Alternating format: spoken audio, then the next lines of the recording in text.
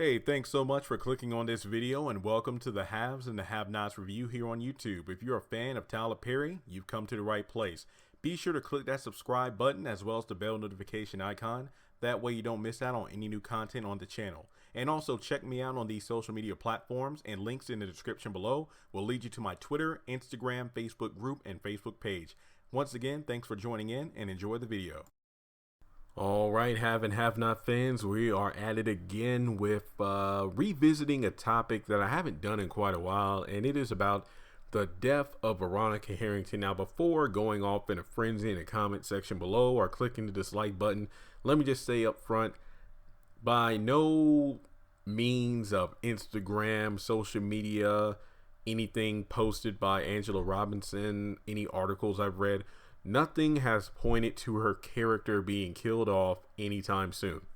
I'm just going to put that at the forefront of this video. That way it doesn't appear as clickbait. I don't even think the title is going to say like Veronica dies. Nope. It might even be like, will she die in the upcoming season? Will she die in the season finale? Mainly because I'm just asking you all the question. And I think it's actually pretty good because I think we talked about this in my live stream yesterday in regards of what they can do. Because way too many people, we are just talking about the fact that these characters keep getting away with everything. They just continue on with killings and robberies and trespassing and all this other stuff, and nothing's being done about it. And I thought it would be pretty damn cool if we did an entire season focused on the death of a main character. Now, a lot of people compared it to the Who Shot JR. They really dropped the ball with Amanda with that, because what did we had to wait like 5 or 6 episodes before we actually got to the point where we saw Amanda's dead body when Hannah found her in her room? I mean, that's definitely not how you want to do that. I think Tyler Perry dropped the ball, not to mention the fact that it took nearly half of the season to have Jennifer Salison say, oh, it's a suicide. But then in season 4, that's when they finally said, no, it's a homicide, because look at the blood splatter. We're still doing a private investigation. That is not how you should have handled that, especially with a death of a main character. Now, arguably, Amanda wasn't like she was a main character, but she wasn't a core character, because really this was at a time, and I'm talking about like season 2 when Amanda was still, alive.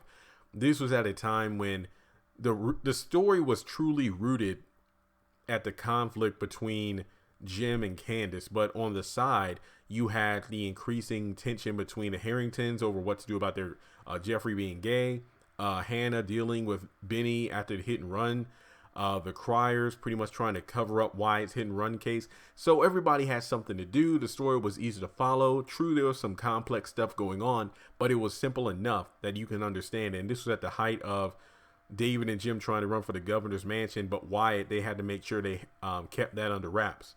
Now, with Veronica, and I'll make a CW reference here. If I'm not mistaken, I think this was Arrow season 4 or 5. It was the season of Arrow that ended with Damien Dark killing Laurel Lance. I think, what was it? The opening of that season was Oliver Queen in the cemetery. Barry Allen ran up to him and, he asked to be alone. And that was like the big mystery of the entire season. It's like, who was the character that's written on the tombstone? What was the name of the character on the tombstone? And that entire season led up to the finale where that, particular character was shown to be killed off.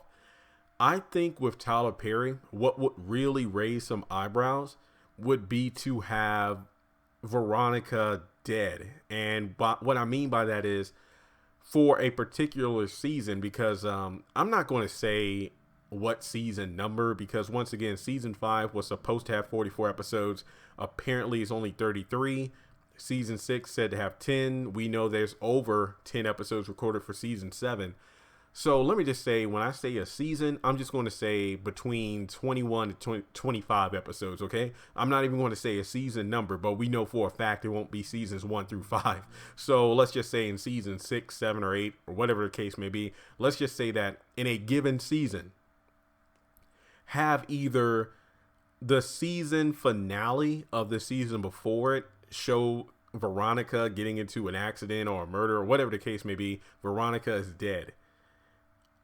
And the question, or it could be Candace too. It could be Candace too. One, the other, or both.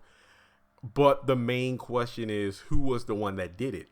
And I think this will work even better with one of those characters due to the fact that they've both accumulated so many enemies that almost anyone could be the suspect. Now, the thing about it is, you could do it one of two ways. You could do it like Arrow, where the opening, you know how it's like every season premiere is like a recap. Previously on the last season of the Haves and the Have-Nots, or sometimes it's like, or Cams will go on the last season of the Haves and the Have-Nots, and then they'll do like a quick recap of all the major events in the last season, which is usually about 30 to 40 seconds. Then have the opening scene either be a funeral at a cemetery, or you can just see the body of that particular character that's dead. And the first episode, that character is alive, which give, or I mean, let's say if it's Veronica. Sorry, the wind is picking up outside, so there's howling out there. So basically, Veronica's body is broken on the ground. Whatever, she's dead. We just see her body. Or we can just assume she's dead because, Tyler Perry has a way of resurrecting these characters like there's a Lazarus pit or something. And during the entire episode, we see things play out like we don't know what's going on. Like we don't know if Veronica's body is something that occurs towards the end of the season or the end of that episode.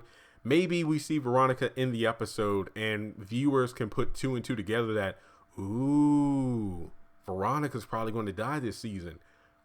And that would be pretty damn awesome because the entire season we'd be looking for clues. Like Tyler Perry can drop tidbits everywhere about Jeffrey, David, Erica's family,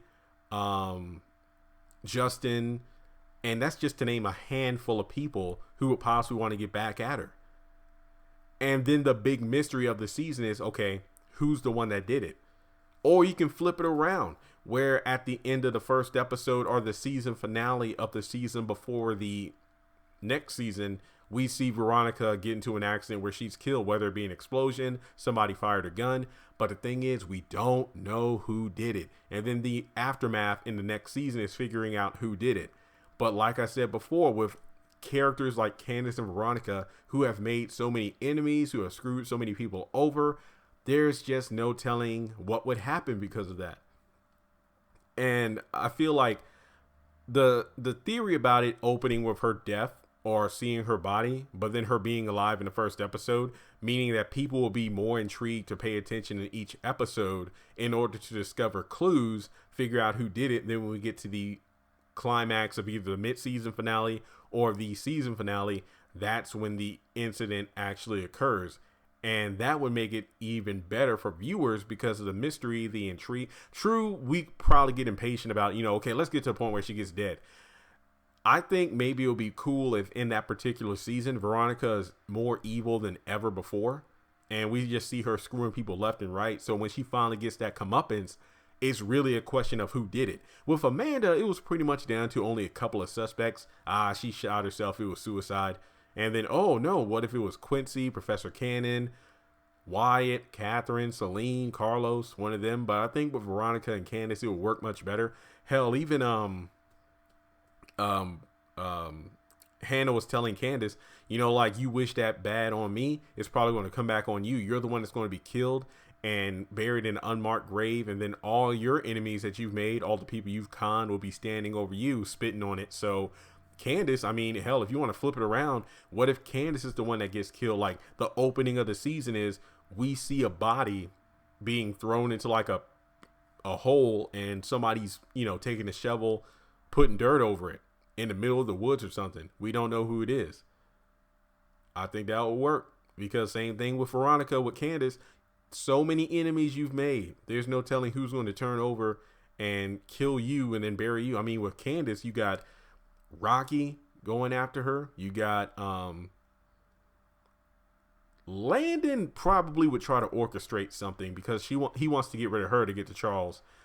Freaking Quita And that's one thing that would be great, because sometimes it's the character you at least expect that could be the one to get the job done. That's all I'm saying. But let me know your thoughts in the comment section below. And this isn't me like, oh, I wish they would be killed off. No, no, no, no, no. I'm just trying to take an interesting perspective on how Tyler Perry could write this to really get more viewers involved with the episodes, because really a lot of people are complaining about the fact. I'm not even going to call it complaints, because I'm going to call these reasonable elements of the show that has people disgruntled.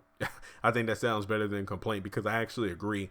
It gets a bit old when these characters keep getting over on people, getting people killed, going after money and power, but nothing's coming back on them. So to actually see one or both of these characters killed off, I think that'll be a breath of fresh air for viewers, but then it will add on to the mystery. Okay, who was the one that actually did this? So let me know your thoughts in the comment section below. Subscribe if you haven't done so already, and I'll talk to you in the next video.